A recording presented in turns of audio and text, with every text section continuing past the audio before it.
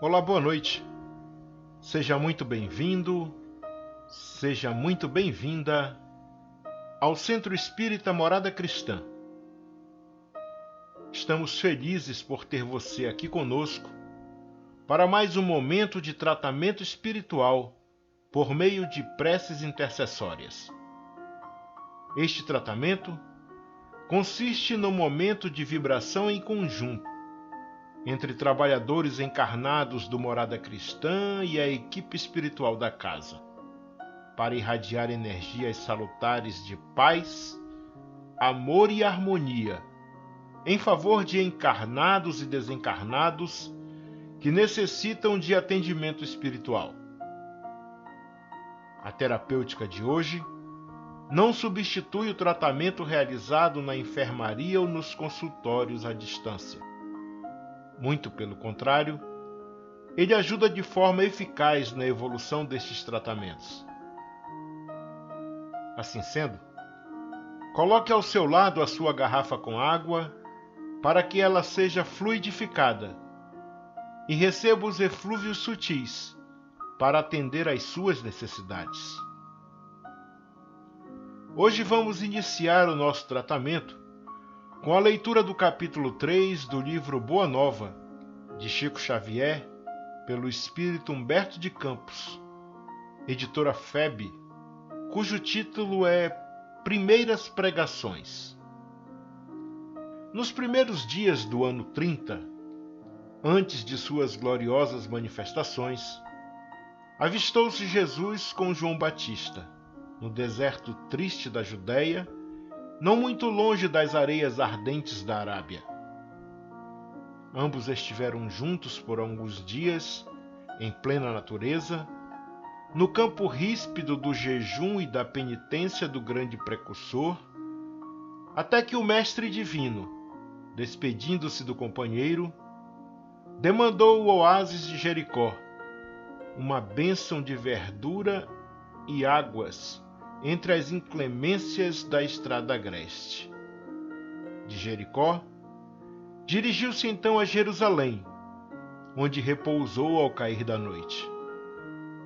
Sentado como um peregrino, nas adjacências do templo, Jesus foi notado por um grupo de sacerdotes e pensadores ociosos, que se sentiram atraídos pelos seus traços de formosa originalidade e pelo seu olhar lúcido e profundo.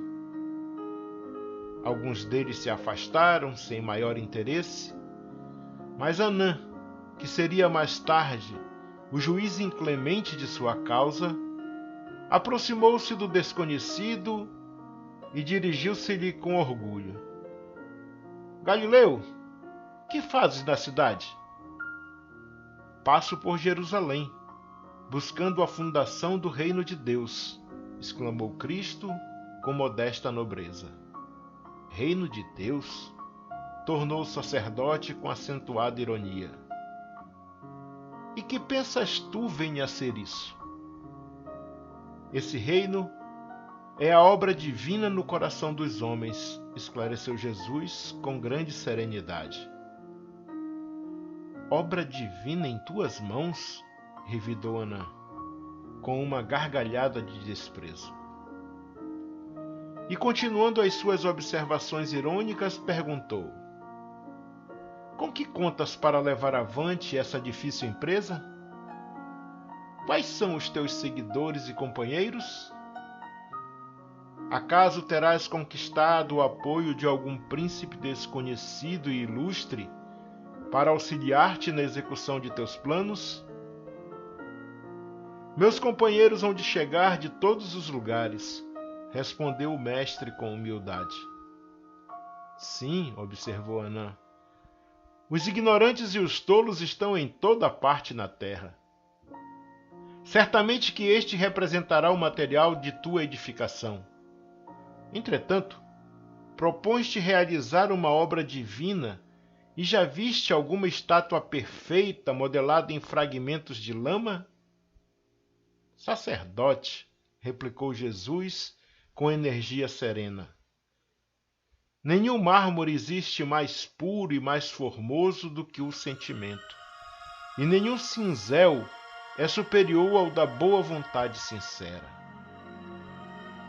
Impressionado com a resposta firme e inteligente, o famoso juiz ainda interrogou: Conheces Roma ou Atenas? Conheço o amor e a verdade, disse Jesus convictamente. Tens ciência dos códigos da corte provincial e das leis do templo? Inquiriu Anã inquieto. Sei qual é a vontade de meu Pai que está nos céus, respondeu o mestre brandamente. O sacerdote o contemplou irritado e, dirigindo-lhe um sorriso de profundo desprezo, demandou a Torre Antônia, em atitude de orgulhosa superioridade. No dia seguinte, pela manhã, o mesmo formoso peregrino ainda foi visto a contemplar as maravilhas do santuário, antes alguns minutos de internar-se pelas estradas banhadas de sol, a caminho de sua Galiléia distante. Daí a algum tempo, depois de haver passado por Nazaré, descansando igualmente em Caná, Jesus se encontrava nas circunvizinhanças da cidadezinha de Cafarnaum, como se procurasse com viva atenção algum amigo que estivesse à sua espera. Em breves instantes, ganhou as margens do Tiberíades e se dirigiu, resolutamente, a um grupo alegre de pescadores, como se de antemão os conhecesse a todos. A manhã era bela, no seu manto límpido de radiosas neblinas. As águas transparentes vinham beijar as espirradeiras da praia como se brincassem ao sopro das vibrações perfumadas da natureza. Os pescadores entoavam uma cantiga rude e, dispondo inteligentemente as barcaças móveis, deitavam as redes em meio de profunda alegria. Jesus aproximou-se do grupo e, assim que 2 deles desembarcaram em terra, falou-lhes com amizade. Simão e André, filhos de Jonas, venho da parte de Deus e vos convido a trabalhar pela instituição de seu reino na terra. André lembrou-se de já ter o visto nas vizinhanças de Betsaida e do que haviam dito a seu respeito, enquanto que Simão, embora agradavelmente surpreendido, o contemplava enleado. Mas quase a um só tempo, dando expansão aos seus temperamentos acolhedores e sinceros, exclamaram respeitosamente: Sede bem-vindo. Jesus então lhes falou docemente do Evangelho, com o olhar incendido de júbilos divinos. Estando muitos outros companheiros do lago a observar de longe os 3, André, manifestando a sua tocante ingenuidade, exclamou comovido: Um rei? Mas em Cafarnaum existem tão poucas casas. Ao que Pedro obtemperou, como se a boa vontade devesse suprir todas as deficiências. O lago é muito grande, e há várias aldeias circundando estas águas. O reino poderá abrangê-las todas. Isso dizendo, fixou em Jesus o olhar perqueridor, como se fora uma grande criança meiga e sincera, desejosa de demonstrar compreensão e bondade. O Senhor esboçou um sorriso sereno e, como se adiasse com prazer as suas explicações para mais tarde, inquiriu generosamente: Quereis ser meus discípulos? André e Simão se interrogaram a si mesmos, permutando sentimentos de admiração embevecida. Refletia Pedro: que homem seria aquele? Onde já lhe escutara o timbre carinhoso da voz íntima e familiar? Ambos os pescadores se esforçavam por dilatar o domínio de suas lembranças, de modo a encontrá-lo nas recordações mais queridas. Não sabiam, porém, Como explicar aquela fonte de confiança e de amor que lhes brotava no âmago do espírito? E sem hesitarem, sem uma sombra de dúvida, responderam simultaneamente: Senhor, seguiremos os teus passos. Jesus os abraçou com imensa ternura, e como os demais companheiros se mostrassem admirados e trocassem entre si fuxicos ridicularizadores, o mestre, acompanhado de ambos e de grande grupo de curiosos, se encaminhou para o centro de Cafarnaum, onde se erguia a intendência de Antipas. Entrou calmamente na coletoria e, avistando um funcionário culto, conhecido publicano da cidade, perguntou-lhe: Que fazes tu, Levi?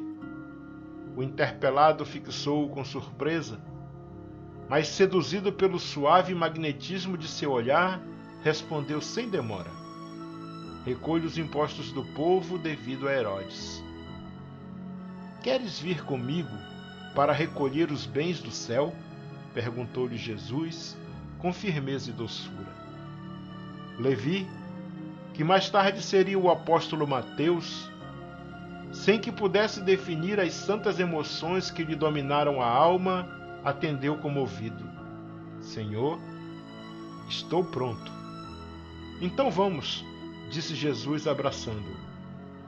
Em seguida, o numeroso grupo se dirigiu para a casa de Simão Pedro, que oferecera ao Messias acolhida sincera em sua residência humilde, onde o Cristo fez a primeira exposição de sua consoladora doutrina, esclarecendo que a adesão desejada era a do coração sincero e puro, para sempre, às claridades do seu reino. Iniciou-se naquele instante a eterna união dos inseparáveis companheiros. Na tarde desse mesmo dia, o mestre fez a primeira pregação da Boa Nova na praça ampla, cercada de verdura e situada naturalmente junto às águas. No céu, vibravam harmonias vespertinas, como se a tarde possuísse também uma alma sensível. As árvores vizinhas acenavam os ramos verdes ao vento do crepúsculo, como mãos da natureza que convidassem os homens à celebração daquele primeiro ágape. As aves ariscas pousavam de leve nas alcaparreiras mais próximas, como se também desejassem senti-lo, e na praia extensa se acotovelava a grande multidão de pescadores rústicos, de mulheres aflitas por continuadas flagelações, de crianças sujas e abandonadas, misturados publicanos pecadores com homens analfabetos e simples, que haviam acorrido, ansiosos por ouvi-lo. Jesus contemplou a multidão e enviou-lhe um sorriso de satisfação. Contrariamente às ironias de Anã, ele aproveitaria o sentimento como mármore precioso e a boa vontade como cinzel divino. Os ignorantes do mundo, os fracos, os sofredores, os desalentados, os doentes e os pecadores seriam em suas mãos o material de base para a sua construção eterna e sublime. Converteria toda a miséria e toda a dor num cântico de alegria, e, tomado pelas inspirações sagradas de Deus, começou a falar da maravilhosa beleza do seu reino. Magnetizado pelo seu amor, o povo o escutava num grande transporte de ventura. No céu havia uma vibração de claridade desconhecida. Ao longe, no firmamento de Cafarnaum, o horizonte se tornara um deslumbramento de luz e, bem no alto, na cúpula dourada e silenciosa, as nuvens delicadas e alvas tomavam a forma suave das flores e dos arcanjos do paraíso. Assim seja.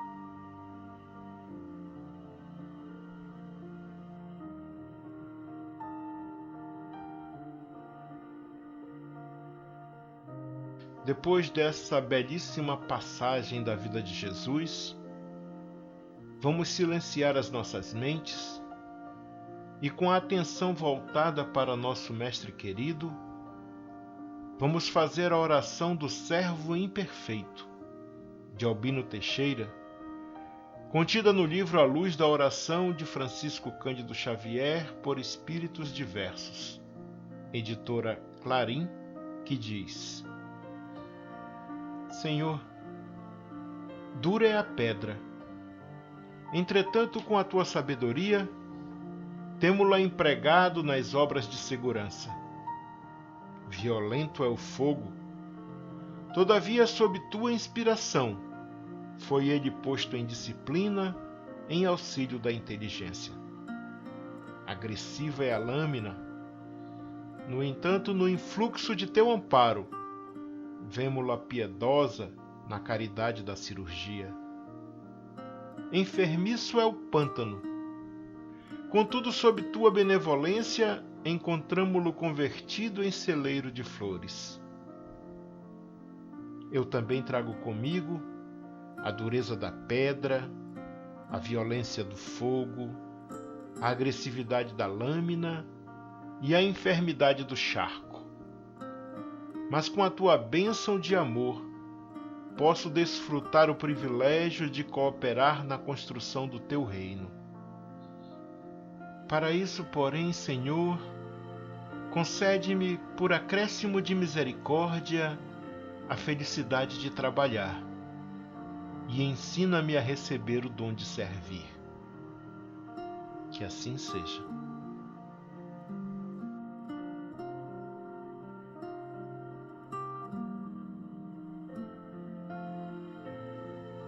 Agora, meus irmãos e irmãs, vamos nos recolher em prece, agradecendo a Deus por nossas vidas e pedindo os recursos necessários para nos tornarmos verdadeiros cristãos.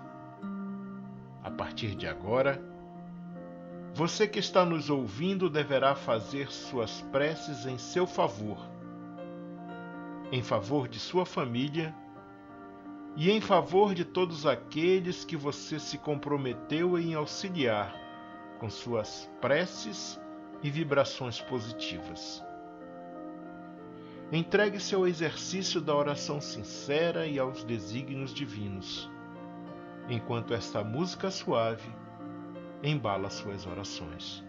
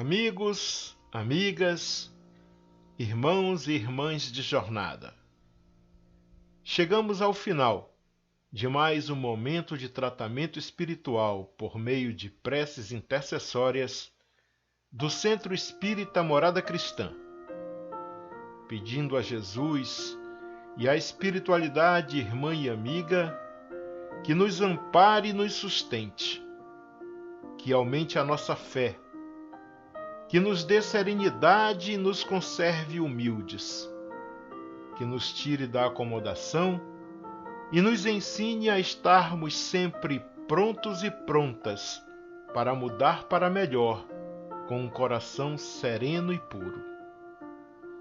Nos vemos na próxima segunda-feira, se assim Deus permitir. E que nessa semana de trabalho e estudo possamos espalhar amor, paz, luz e praticar a caridade, porque, como sabemos, fora da caridade não há salvação. Fiquem todos e todas com o amor de Deus. Um abraço fraterno e até segunda.